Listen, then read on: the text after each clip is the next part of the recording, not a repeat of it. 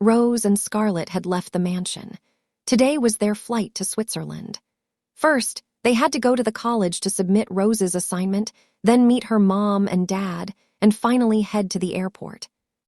As they were entering the college, Rose suddenly stumbled and fell. "Ouch," she mumbled. She had tripped over a rock, and there was a huge cut on her left elbow with blood oozing out. Scarlett helped her stand up. "Ah, blood." Rose hissed in pain and shut her eyes tightly. "Wait, let me see," Scar said, holding her arm and placing her hand over Rose's elbow. Rose's face showed pain, her eyes still closed.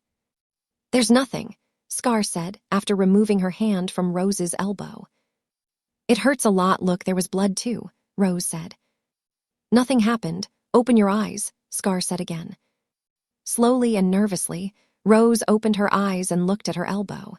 It was completely clean, there wasn't even a single scratch. "But I saw blood," Rose mumbled innocently.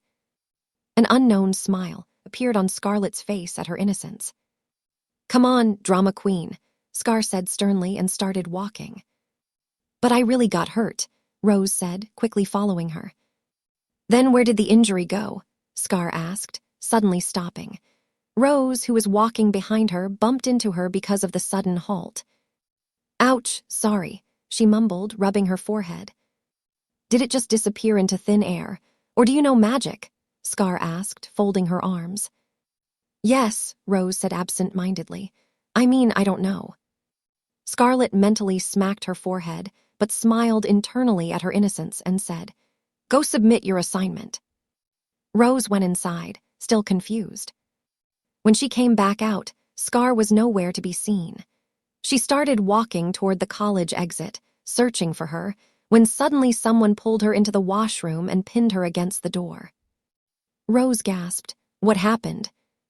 "Nothing much, just the same thing that always happens," Scar said in an annoyed tone. But Rose didn't understand why she was annoyed. Slowly, Scar buried her face in Rose's neck and began kissing her soft skin. Over the past few days, she had already discovered her weak spot, which she started sucking gently, making Rose moan. "SC, Scar, this is the college washroom. Anyone could come, please let me go," she said, trying to control her moans. "I don't care," Scar mumbled against her neck. After some time, Scar was driving the car while Rose sat quietly, looking outside as they headed toward her house. Rose's mom Maria opened the door as soon as the bell rang. Rose hugged her tightly, and they stayed in each other's embrace for a while. After breaking the hug, Maria looked behind her. Not seeing anyone, she asked in a slightly upset tone, "Scarlett didn't come." Before Rose could reply, Scarlett came in from behind after parking the car. "Hello, Auntie," she greeted politely. "Hello, Scarlett," Maria replied with a smile. "Please come in." Rose talked to her dad for a while. He was doing better now, though he was still on the bed. Meanwhile, Maria called Rose into the kitchen when she noticed Scar busy talking to Dad. "What happened, Mom?" Rose asked. "Is there some problem between you two?" Maria asked with concern, as she had noticed they weren't talking to each other much. "And no, Mom, everything is fine," Rose stammered. "Tell me the truth," Maria said sternly. "We're going on our honeymoon, so I'm just feeling a little nervous," Rose said. "I've explained this to you before, and I'll say it again. Talk to Scarlett, I think she will understand you," Maria said. Rose interrupted her. "Not everyone is that kind and understanding, Mom." She turned her back toward her mother as memories of Scarlett forcing her came rushing back. "Some people only care about their own happiness. They don't care whether the other person is ready or not," she said. Maria turned her toward herself, holding her shoulders. "Keeping her happy is your duty now, no matter what makes her happy. We owe her a lot," Maria said, though she herself was not truly happy for her daughter. "Yes, of course. She has practically bought me, so she has every right over me, doesn't she?" Rose said, wiping away her unshed tears. Maria felt bad hearing this, but she couldn't do anything. Soon, they said goodbye and left for the airport. "Did you book our tickets?" Rose asked Scar when they reached the airport. "No," Scar replied plainly.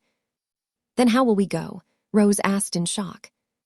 With that, Scar said, pointing toward a plane on the runway with ASHFORDs written on it.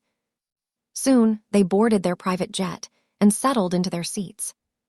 Scar noticed Rose shivering and immediately realized it was her first flight and that she was afraid of heights. As soon as the flight took off, Rose tightly held Scarlett's hand. Scarlett didn't say anything at first, thinking she would calm down in a while, but her fear kept increasing instead of settling.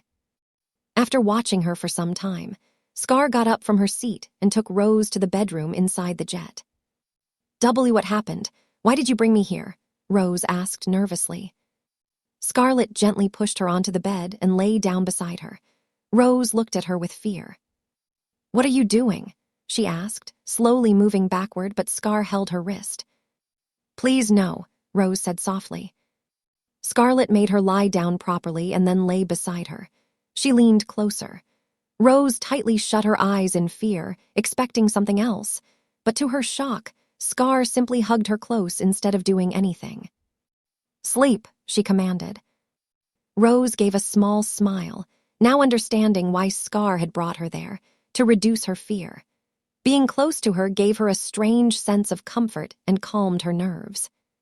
She couldn't decide whether Scar was rude or sweet. One moment she was harsh and cold, and the next moment she cared for her deeply. Slowly, Rose relaxed her clenched fists and gently placed her hands around Scar's back. She buried her face in Scar's chest and drifted off to sleep, unaware of how much their lives were about to change on this trip. Rose's point of view starts. I was feeling something very soft and comfortable in my sleep.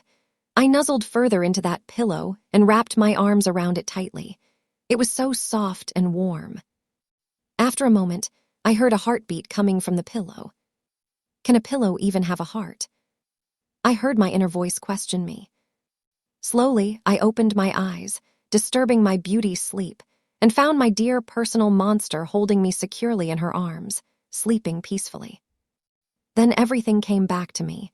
She knew I was scared of flights, and since it was a long journey, she had hugged me so I could sleep peacefully without fear. I liked that side of her. Then I looked at her.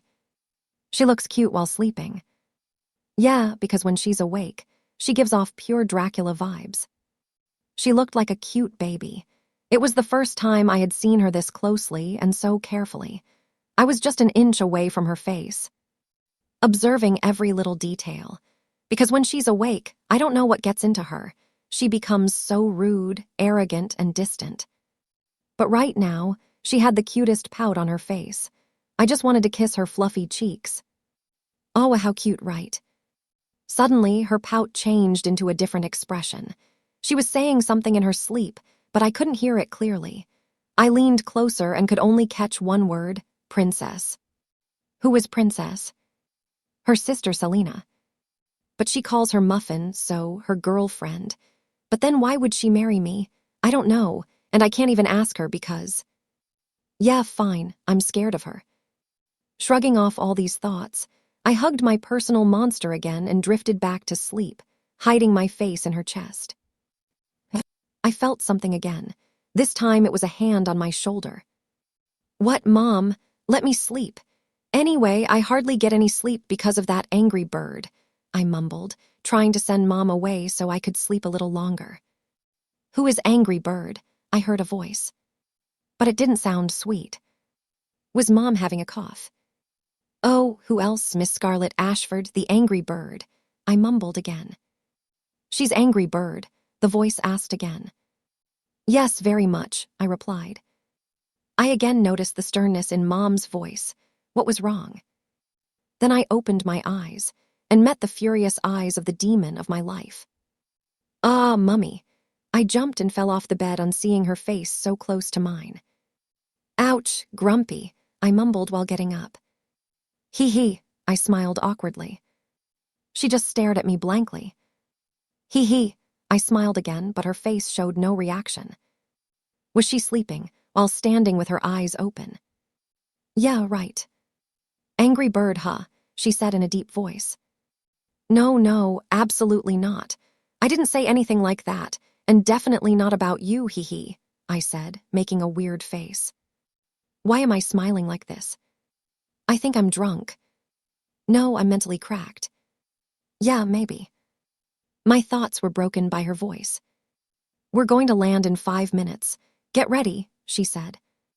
I nodded like an obedient child. As we came out of the airport in Switzerland, some men took our luggage. Hey, where are you taking our bags? Hello, I shouted at them. I was about to follow them when Scar grabbed my wrist. They'll deliver the luggage to us. Come, she said in an angry tone. I gulped at her voice and quietly followed her. Let's see what Switzerland has in store for us. Ross's point of view ends. While they were in the car heading toward their penthouse in Switzerland, it suddenly started snowing. Rose, who had been busy admiring the breathtaking view outside, became completely mesmerized by the snowfall. Wow, she whispered, and insisted that the driver stop the car. Ignoring all of Scar's calls, she ran out into the snow. She was enjoying it in that freezing weather, completely lost in the moment. Scarlett watched her with anger and disbelief. In such cold temperatures, how could she be so careless with herself? Unaware of anything else, Rose continued enjoying the snowfall to the fullest. Finally, Scar came out and forcefully dragged her back into the car. Only then did Rose realize that her angry bird was truly angry now. The rest of the journey was silent. Scarlett controlled her anger, while Rose was too scared to speak. By the time they reached their destination, it was snowing heavily and had grown quite dark. Rose's condition was not good at all. She was shivering from the cold and frequently sneezing and coughing. Each sneeze seemed to make Scar even angrier. I don't know why she had to go outside, she thought to herself. When they entered the penthouse, they were met with another surprise. No electricity. Great.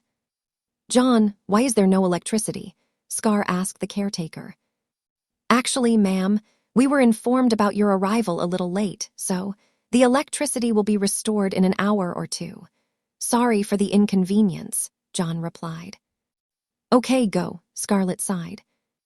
Meanwhile, Rose's condition was worsening. Scarlett took her to the bedroom. The penthouse was beautifully made of wood, but because of the darkness, almost nothing was visible. As they entered the room, they could barely see each other. Suddenly, in one swift motion, Scar removed Rose's warm clothes, which were soaked with snow. What happened? Rose asked, shivering. Stay quiet, Scarlett replied firmly. She then removed Rose's top as well. Rose began shivering even more. W, what are you doing? She asked. I said stay quiet, Scarlett repeated. She pulled Rose's hands away from her chest and hugged her tightly. Rose gasped. She felt Scar's cold hands moving, unclasping the strap of her bra. No, Scar, please. Rose tried to free herself as she realized what might happen, but Scar's hold was firm. After struggling with it for a moment, Scar removed the bra and then stepped back, breaking the hug. Scar, all this, please do, Rose said softly.